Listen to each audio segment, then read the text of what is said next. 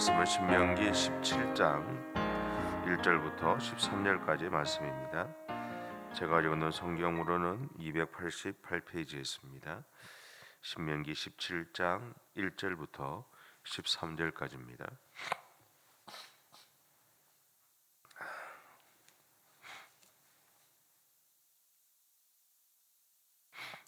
함께 봉독하겠습니다. 흠이나 악질이 있는 소와 양은 아무것도 내 하나님 여호와께 드리지 말지니 이는 내 하나님 여호와께 가정한 것이 됨이니라. 내 하나님 여호와께서 내게 주시는 어느 성읍 중에든지 너희 가운데 어떤 남자나 여자가 내 하나님 여호와의 목전에 악을 행하여 그 언약을 어기고 가서 다른 신들을 섬겨 그것에게 절하며 내가 명령하지 아니한 이를 성신에게 절한다 하자. 그것이 내게 알려줌으로 내가 듣거든 자세히 조사해 볼지니 만일 그 일과 말이 확실하여 이스라엘 중에 이런 가증한 일을 행함이 있으면 너는 그 악을 행한 남자나 여자를 내 성문으로 끌어내고 그 남자나 여자를 돌로 쳐 죽이되 죽일 자를 2사람이나 3사람의 증언으로 죽일 것이요 한 사람의 증언으로는 죽이지 말 것이며 이런 자를 죽이기 위하여는 증인이 먼저 그에게 손을 댄 후에 무백성이 손을 댈지니라. 너는 이와 같이 하여 너희 중에 싹을 제할지니라.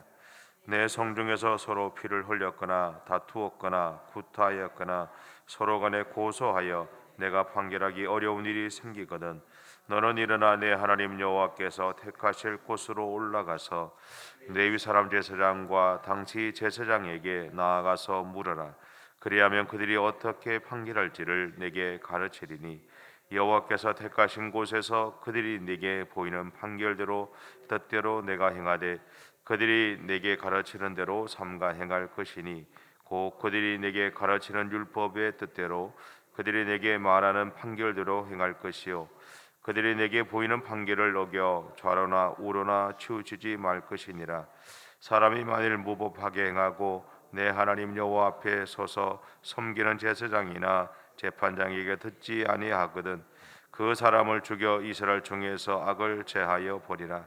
그리하면 온 백성이 듣고 두려워하여 다시는 무법하게 행하지 아니하리라. 아멘. 오늘 부모님 말씀을 묵상하면서 들었던 첫 번째 생각은 하나님은 무서운 분이다라는 것이었고요. 또 두 번째 생각은 하나님은 명확한 질서를 요청하시는 분이다라는 생각이 들었어요. 근데 좀 더 말씀을 이렇게 묵상하면서 들었던 생각은 하나님이 이렇게 행하신 이유는 우리를 사랑하시기 때문이 아닐까라는 생각이었습니다. 다시 말하면 하나님은 우리가 어떤 존재인지를 가장 잘 아시기 때문에 명확한 기준과 분명한 질서를 세우지 않는다면 우리가 너무나 쉽게 자기의 생각에 옳다고 생각하는 대로 살아가기 때문이라는 생각이 들었습니다.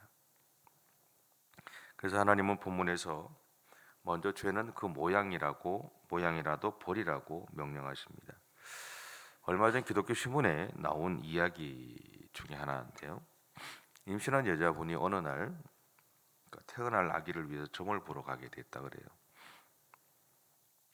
그런데 그녀는 점을 보고 나서 이 마음의 이 양심의 가책을 좀 느낀 거죠. 예수를 믿는데 교회를 다니는데 점을 보러 갔으니까.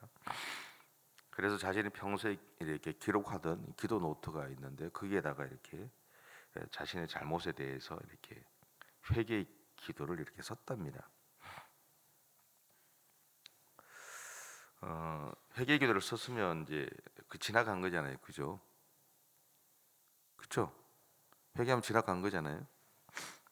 근데 이 여자분이 그 점쟁이를 통해서 들었던 이야기대로 자신의 아이를 낳을 때 제왕절개로 낳는데 그 날과 그 시를 따라서 제왕절개를 했고 아이의 방을 이렇게 꾸밀 때 풍소지리 있잖아요. 뭐 어디 침대는 어디 하고 이런 거 있잖아요, 그죠?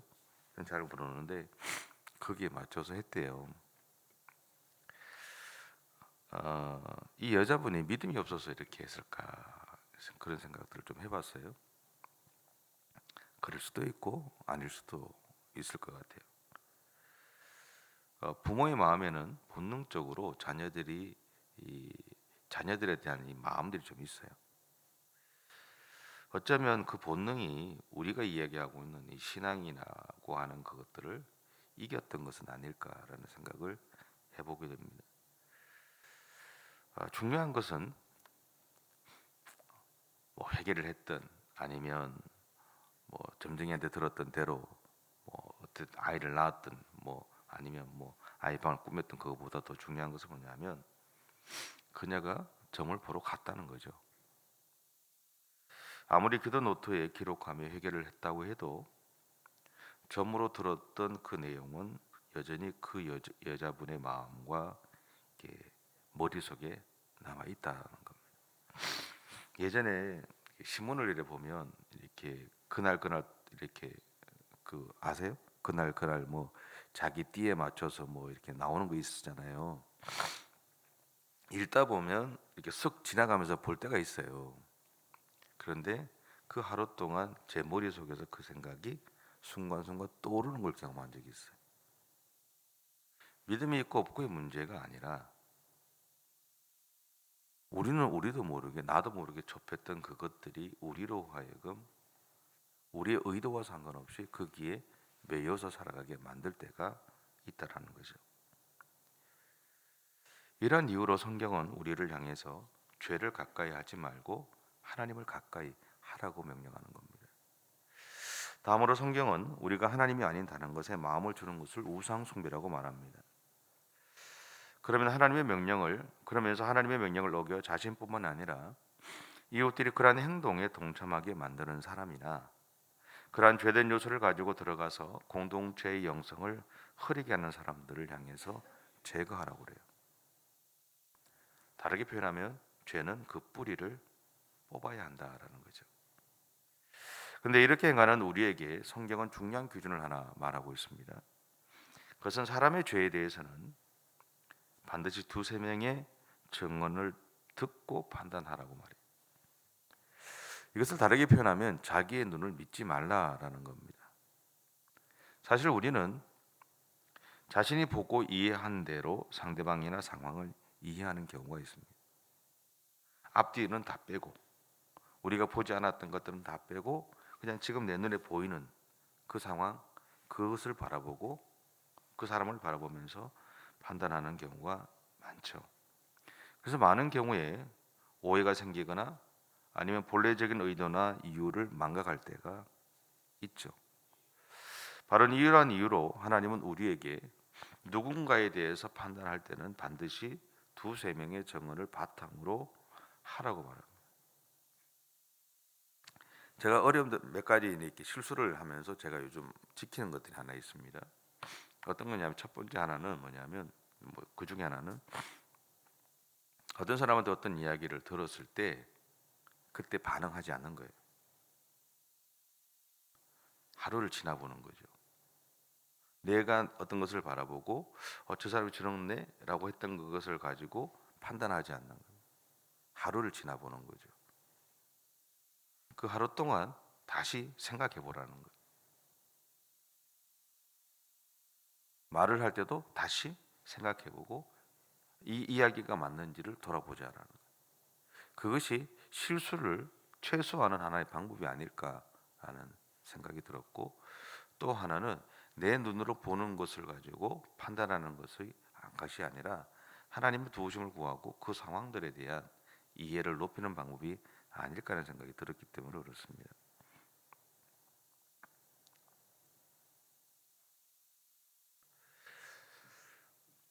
우리가 상대방에 대해서 증언한 사람들이 그리고 또 하나는 뭐냐면 상대방을 향해서 상대의 잘못에 대해 증언한 사람들이 먼저 그를 향해서 징계를 행함으로 자신의 증언에 대한 책임들을 증언한 사람에게 묻고 있는 것이 성경의 모습입니다. 왜냐하면 우리는 그렇더라 또는 그렇다고 하던데라는 말을 통해서 누군가를 힘들게 하거나 힘든 상황에 빠져봤던 기억들이 아마 있으실 겁니다. 그것을 막자라는 거죠. 그리고 우리는 오해함으로 생긴 일이나 그 일로 인해 생긴 여파에 대해서 사과하지 않는 경우가 있죠. 내가 잘못 알았을 수도 있지 뭐라고 생각하거나 말을 하면서 이런 오해 때문에 상처받은 사람이나 상황에 대해서 책임을 지지 않는 경우가 많습니다. 그래서 우리는 그냥 나는 그냥 들은 대로 이야기했을 뿐인데 들은 대로 했던 이야기조차도 사실은 그 이야기를 전달할 때는 책임이 있는 거죠. 그 말을 전달했을 때는 책임을 져야 되는 거예요. 근데 우리는 그것은 저 사람이 나한테 했으니까 저 사람이 책임이라고 얘기하는. 아니요, 그렇지 않습니다. 책임은 나에게 있는 거죠.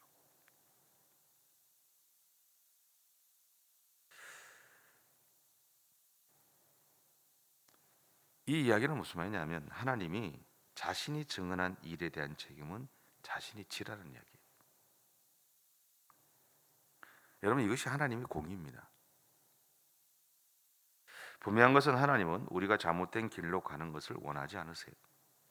그 이유는 아담과 하와가 하나님의 명령에 불순종함으로 잘못된 길을 갔기 때문에 세상에 하나님과 교제할 수 없었고 하나님의 다스림을 받으며 살아갈 수 없었던 것을 알고 계셨기 때문입니다. 그래서 하나님은 우리가 하나님과 단절된 삶을 살아가도록 방치할 수 없었던 거죠. 그래서 예수님이 우리에게 오셨던 겁니다. 그리고 성령 하나님이 지금도 우리 안에 내주하심으로 우리와 함께 동행하고 계세요. 우리를 도우시기를 위한, 우리의 실수를 최소화하기를 위한, 우리의 공동체를 더 건강하게 만들기 위한 하나님의 일하심은 이미도 우리 안에 있다라는 거예요. 이스라엘 백성들이 광야 생활을 하면서 그들의 주변에 늘 구름 기둥과 불 기둥으로 함께 하셨던 하나님이 그분이 그들의 삶을 보호해 주셨던 것처럼 오늘 우리의 삶의 현실 속에서는 이미도 내 안에 내주해 계신 성령이 그 보호 역할들을 하고 계시다는 거죠. 그 이야기는 뭐냐면 내가 본대로 판단하거나 말하는 것이 아니라 그 순간에 성령 하나님 그분에게 물으라는 거죠. 그분이 이미도 내 삶을 이끌어 가시잖아요. 그렇다면 그분에게 묻고 행해보자라는 거죠.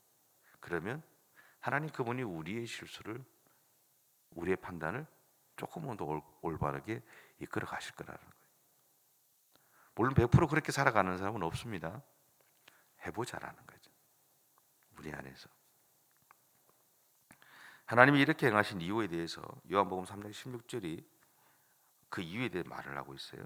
제가 읽어볼게요. 하나님이 세상을 이처럼 사랑하사 독생자를 주셨으니 이는 그를 믿는 자마다 멸망하지 않고 영생을 얻게 하려 하심이라. 하나님은 우리를 그렇게 사랑하세요. 사랑하시기 때문에 우리가 잘못된 길을 가는 걸 원하지 않으시고요, 잘못된 판단을 하는 것도 원하지 않으시고 잘못된 말을 하는 것도 원하지 않습니다. 그래서 하나님 그분이 오늘도 우리 안에 성령으로 내주에 계세요. 우리를 도우시고 우리와 함께 하시고 우리의 걸음들을 선하게 이끌어 가십니다. 우리는 그 하나님을 믿었잖아요. 그 하나님을 믿으시면서 오늘 하루도 하나님의 그 사랑 안에서 살아가시고 이번 한 달도 그렇게 하나님 은혜 가운데 살아가는 저와 여러분의 삶이 되시기를 바랍니다. 기도하겠습니다. 사랑의 주님, 감사합니다. 우리는 한없이 부족하고 연약한 사람들이지만 그런 우리를 너무나 잘 아셨던 하나님이 오늘도 우리를 사랑해 주시고 우리 안에 우리와 동행해 주셔서 우리로 하여금 하나님의 사람으로 살아가게 하시고 하나님의 백성으로 올바른 길을 갈 수 있도록 인도해 주셔서 감사합니다. 하나님, 오늘도 그렇게 우리와 함께 주시고 우리의 삶을 이끌어 가신 하나님을 신뢰하면서 믿음의 길을 달려갈 수 있는 우리 모두의 생애가 되어 줄 수 있도록 하나님 인도해 주옵소서. 오늘도 우리가 하는 수많은 판단들 속에서 하나님 실수할 때도 있을 겁니다. 잘못된 길을 갈 때도 있을 것이고 잘못된 행동을 할 때도 있을 겁니다. 그러나 하나님이 오늘도 나를 도와주셔서 그 잘못된 길을 갈 때 나의 걸음들을 수정해 주실 것이고 잘못된 판단을 할 때 하나님이 그 순간 나의 삶 가운데 또 올바른 길로 이끌어가 주실 줄 믿습니다. 그렇게 하나님만을 온전히 의지하고 신뢰하며 하나님 믿음으로 당당하게 오늘 또 살아가는 우리 모든 성도들의 생애가 되어줄 수 있도록 하나님 인도해 주시옵소서. 감사드리며 예수님의 이름으로 기도드립니다. 아멘. 하늘에 계신 우리 아버지, 아버지의 이름을 거룩하게 하시며 아버지의 나라가 오게 하시며 아버지의 뜻이 하늘에서와 같이 땅에서도 이루어지게 하소서. 오늘 우리에게 일용할 양식을 주시고 우리가 우리에게 잘못한 사람을 용서하여 준 것 같이 우리 죄를 용서하여 주시고 우리를 시험에 빠지지 않게 하시고 악에서 구하소서. 나라와 권능과 영광이 영원히 아버지의 것입니다. 아멘.